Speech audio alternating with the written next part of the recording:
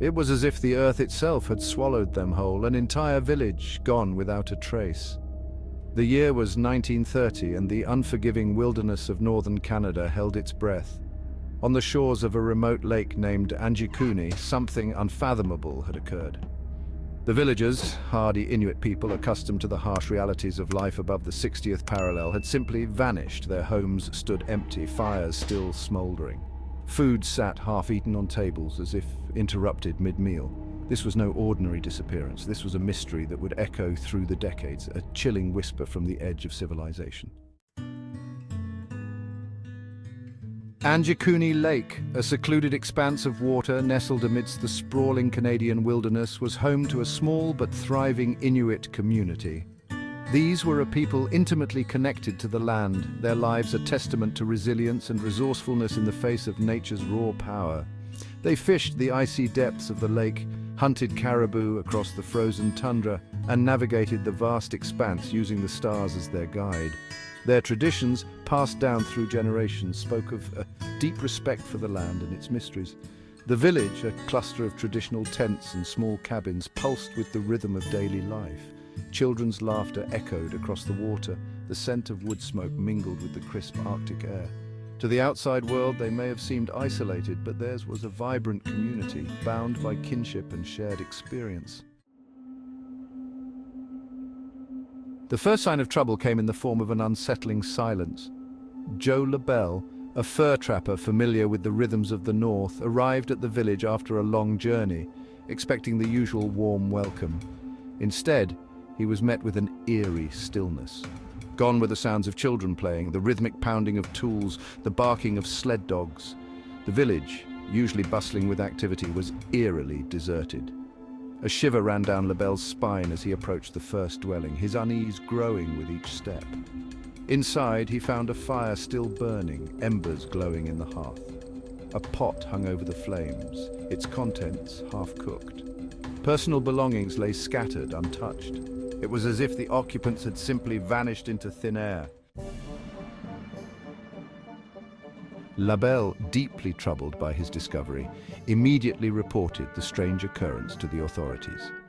The Royal Canadian Mounted Police, faced with this baffling situation, launched an investigation into the disappearance of the Angikuni villagers. They scoured the village and the surrounding wilderness, searching for any sign of the missing people. They interviewed other Inuit communities in the region, hoping for clues, but the mystery only deepened. No bodies were ever found. There were no signs of struggle, no indication of where the villagers might have gone or why. The RCMP, despite their best efforts, were met with a wall of silence.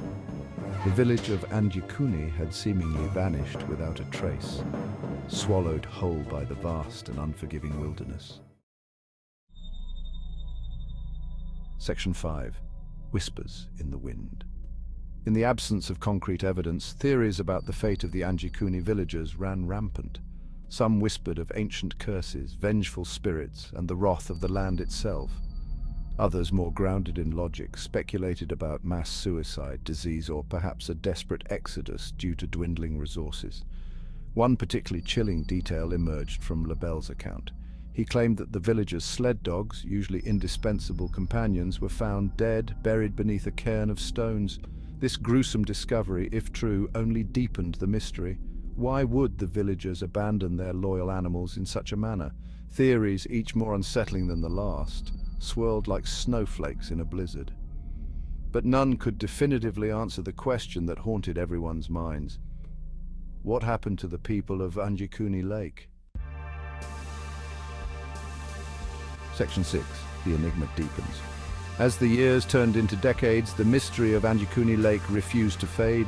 Researchers, drawn to the enigma, pored over the scant evidence, hoping to unearth the truth. But the passage of time had only served to muddy the waters. Some argued that the story had been embellished over time, transforming from an unexplained disappearance into a paranormal legend. They pointed to inconsistencies in the accounts and the lack of official documentation. Others, however, maintained that the mystery was very real, a testament to the unknown forces that lurk at the edges of our understanding. Despite the skepticism, whispers of Angikuni persisted, fueled by a collective fascination with the unknown. The story found its way into books, documentaries, and campfire tales, each retelling adding another layer to the legend. Section 7, The Trail Runs Cold. The RCMP investigation, while initially thorough, eventually went cold. The case, officially unsolved, was relegated to the archives, a chilling reminder of the mysteries that continue to baffle us. But the story of Angikuni Lake refused to be forgotten. It became a fixture in paranormal folklore, a cautionary tale whispered around campfires and debated in online forums. Some dismissed it as a hoax, while others clung to the belief that something truly strange and inexplicable had occurred on that remote Canadian lake. The villagers of Angikuni, their faces lost to time, became symbols of the unknown, their fate a stark reminder of the vastness and indifference of the wilderness. And as the years passed, the line between fact and fiction blurred, leaving behind a haunting tale that continues to captivate and disturb in equal measure. Section 8. Echoes in the Arctic. Today, the shores of Angikuni Lake remain a place of quiet contemplation. The village itself is gone, reclaimed by nature, but the memory of its vanished inhabitants lingers. Visitors to the area often speak of a palpable stillness, a sense of unseen eyes watching from the surrounding forest. The story of Angikuni Lake serves as a chilling reminder of the power of the unknown. It speaks to our primal fears of isolation, of the vastness and indifference of nature, and of the possibility that some mysteries are destined to remain unsolved. The legend, passed down through generations, has become woven into the fabric of Canadian folklore.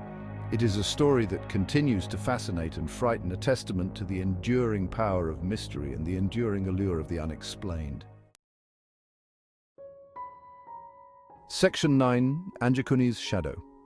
The mystery of Angikuni Lake, despite the passage of time, continues to cast a long shadow. It serves as a stark reminder that even in our modern age, with all our technology and advancements, there are still places and events that defy rational explanation.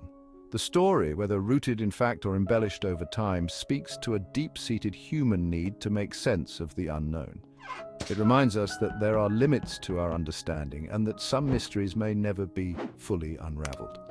And so, the village of Angikuni Lake lives on, not in stone and timber, but in the whispers of the wind, in the hushed tones of storytellers, and in the collective imagination of those who dare to peer into the shadows of the unknown. The mystery endures, a chilling testament to the enduring power of the unexplained.